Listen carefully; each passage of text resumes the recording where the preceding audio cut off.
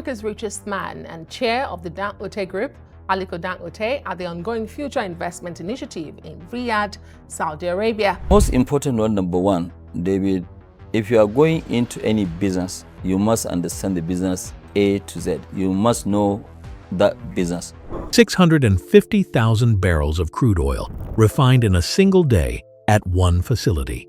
85% of the largest cement producer on an entire continent. A $90 million estate resting on 65 acres of California coastline. A private equity firm steering more than $100 billion of other people's money. A stake in a professional racing team owned by a man who never drove for a living, and a champagne brand sold to a French luxury house for a fortune. These are not 10 separate stories scattered across 10 separate lives. They are fragments of one pattern. The same quiet pattern, repeated by 10 people on 3 continents who arrived at the same conclusion decades apart, often without ever meeting one another. And almost every article you have ever read about them measured the wrong number.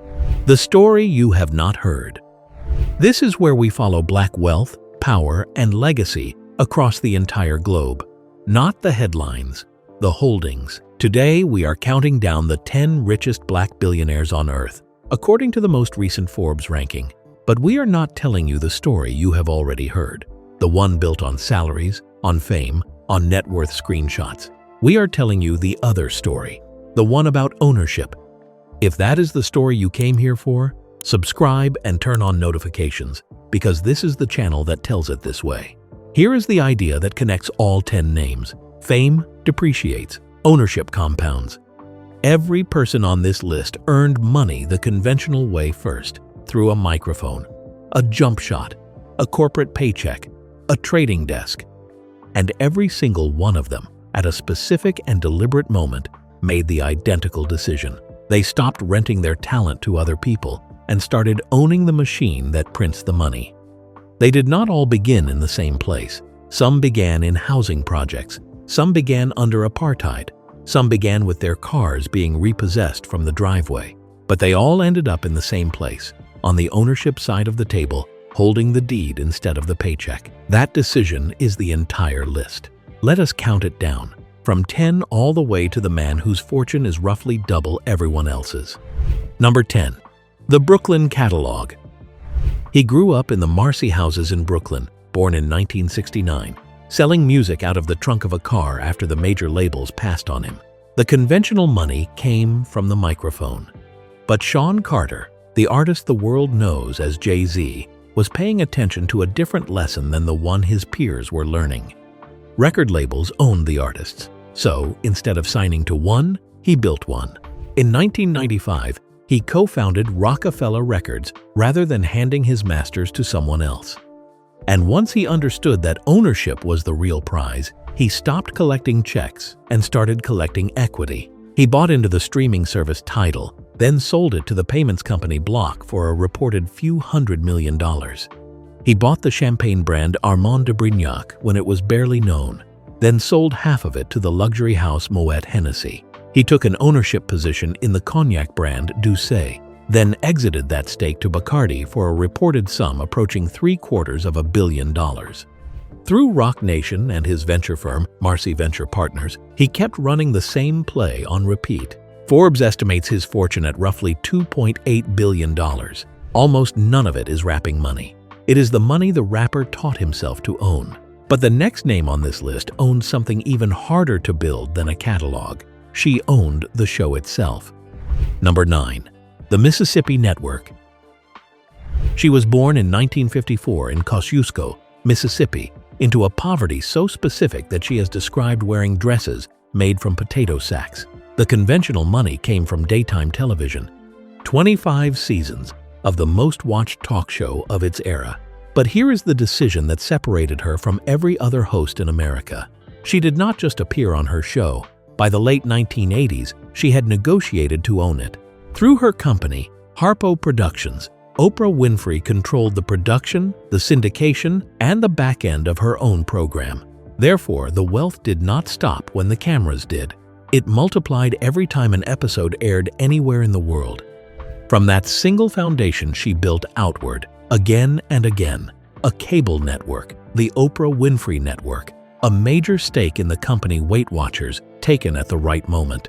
A real estate portfolio anchored by a roughly $90 million estate in Montecito, California, on around 65 acres, she has reportedly called the Promised Land.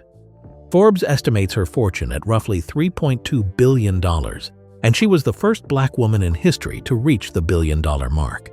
She is on this list because she understood, before almost anyone in her industry, that the person who owns the show will always outlast the person who merely stars in it. The next name understood the same thing about the ground beneath his feet. Number 8. The Soweto Shafts.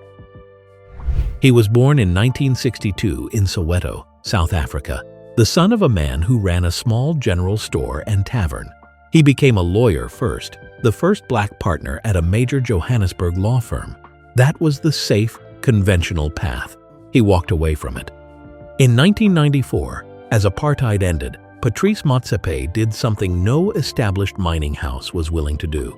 He bought up the marginal, low-producing gold mine shafts that the big companies had written off as worthless. He restructured them, ran them leaner, and made them profitable. That became African Rainbow Minerals, and it made him the first Black billionaire South Africa ever produced. But he refused to stop at the mines. He owns the football club Mamelodi Sundowns, one of the most dominant teams on the continent. He serves as president of the Confederation of African Football. And in 2013, he became the first African ever to sign the Giving Pledge, committing to give away at least half of his fortune in his lifetime. Forbes estimates his wealth at roughly $4.3 billion.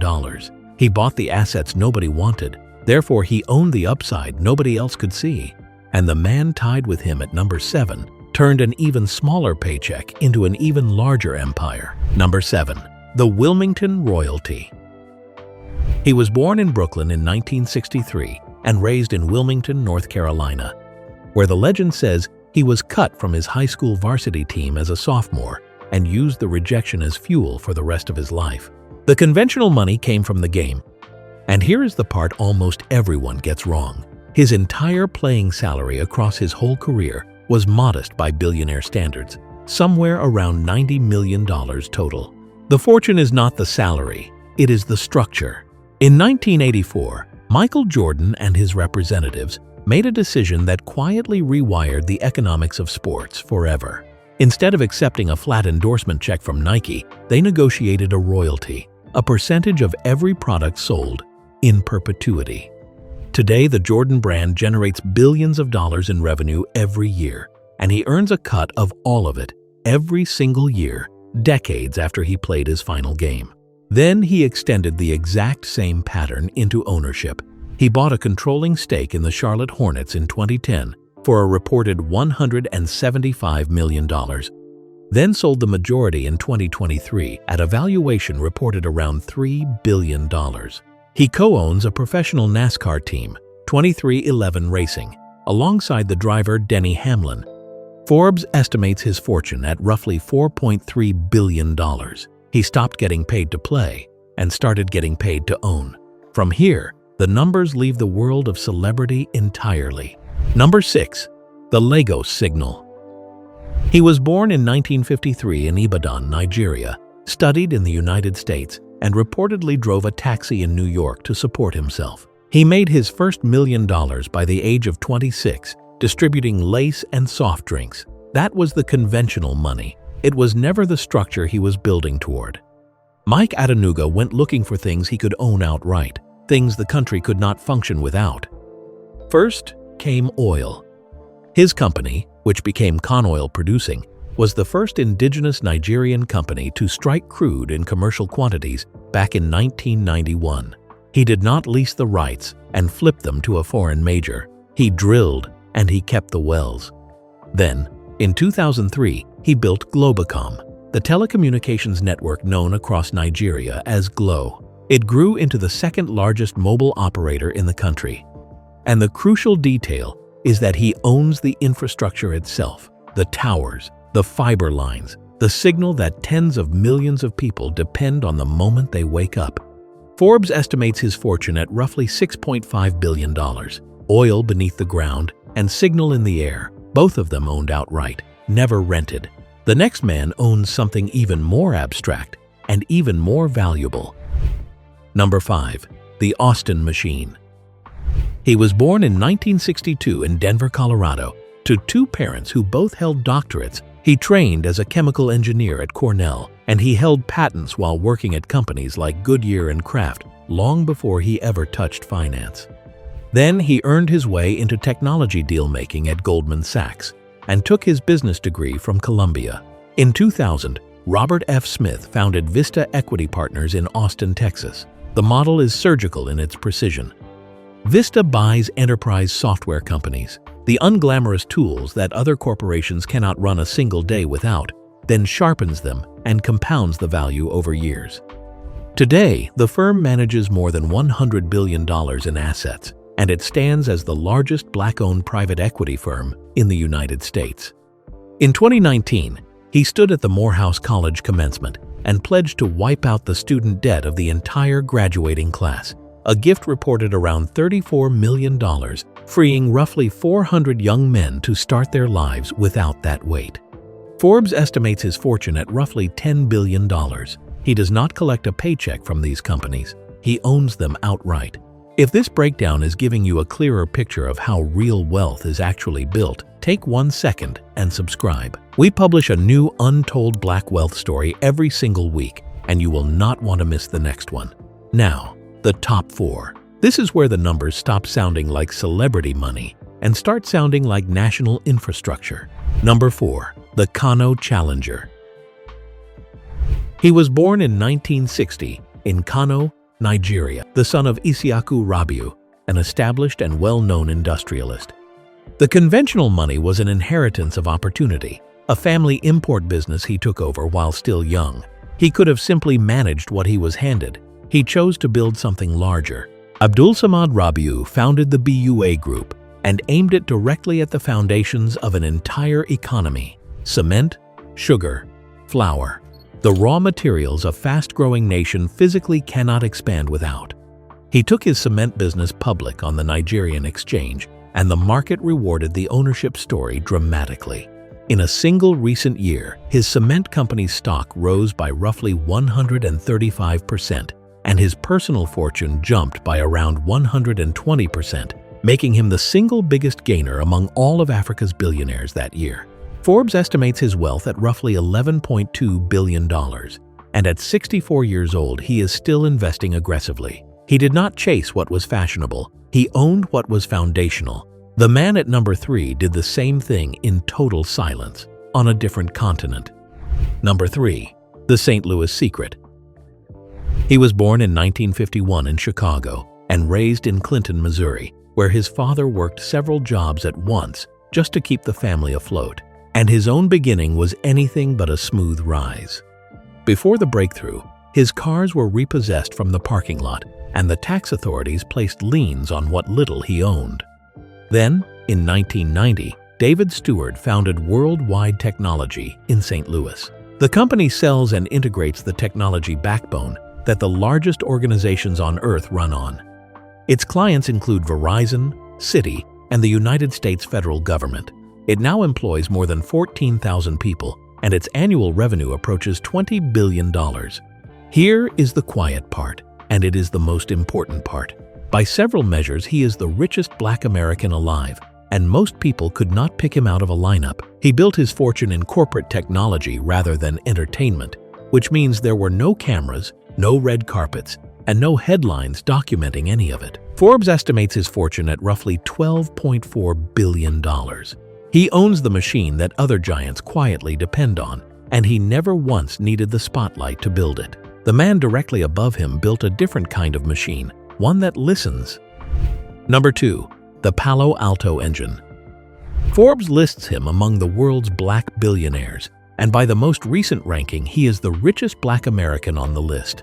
His mother was an African-American artist. He was born in New York in 1967, and his road to this fortune ran through philosophy, of all places. He earned a doctorate in social theory in Frankfurt, Germany, before he ever built a company.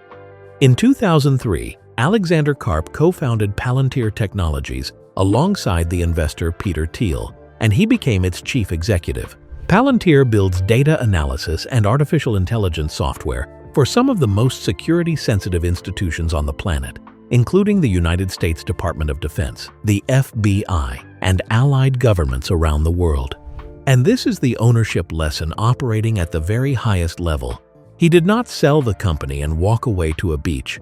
He runs it, and he still holds his founder equity in it. So when Palantir's stock surged by more than 100% in a single year, on the back of accelerating global spending on artificial intelligence and defense, his personal fortune surged right along with it. Forbes estimates his wealth at roughly $13.4 billion. The founder who kept his stake gets paid like the founder who kept his stake. And yet, even he is not the top of this mountain. The top is roughly double. Number 1. The Lekki Colossus. And now the man at the very summit, whose fortune is nearly twice the size of the person directly beneath him. He was born in 1957 in Kano, Nigeria, a descendant of one of West Africa's wealthiest trading families. He started in 1977 with a loan from his uncle, trading commodities like cement and sugar out of a modest operation. That trading was the conventional money. It was never the structure he had in mind. Aliko Dangote spent the following decades doing one thing with relentless, almost obsessive consistency. He stopped importing the things Nigeria needed and started manufacturing them at home. He manufactured what others were content to import. He manufactured at a scale that established players called impossible. He manufactured until an entire continent had little choice but to buy from him. The Dangote Group produces cement, sugar, salt, flour, and fertilizer. He owns roughly 85% of Dangote Cement, the single largest cement producer on the African continent. But the crown is newer than all of that. On the Lekki coastline outside Lagos, he built the Dangote Refinery, a facility capable of processing 650,000 barrels of crude oil every single day. It is the largest single-train refinery anywhere in the world. When it came fully online, it helped transform Nigeria, a country that had imported its fuel for generations, into a net exporter of petrol for the first time in its history. Sit with the scale of that for a moment. He does not own a company that operates inside an economy. He owns a piece of infrastructure that an entire national economy now physically runs on. Forbes estimates his fortune at roughly $28.5 billion, and by some reports, he has crossed $30 billion, becoming the first black person ever to do so. And famously, he keeps his empire anchored at home, inside Nigeria, rather than scattered across foreign cities. He is number 1 because he carried the thesis further than anyone else alive. He did not just buy the machine, he became the machine. What they all understood. Let us return to exactly where we started. 650,000 barrels a day, 85% of a continental giant. A $90 million coastline estate, $100 billion under management. A racing team owned by a man who never raced.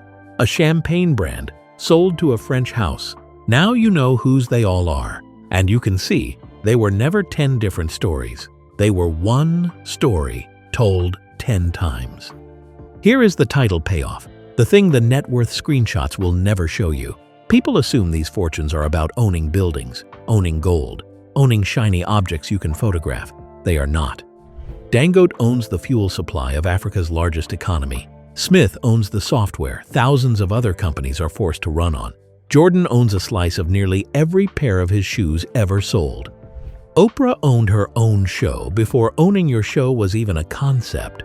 Karp owns the founder's seat. He simply refused to surrender.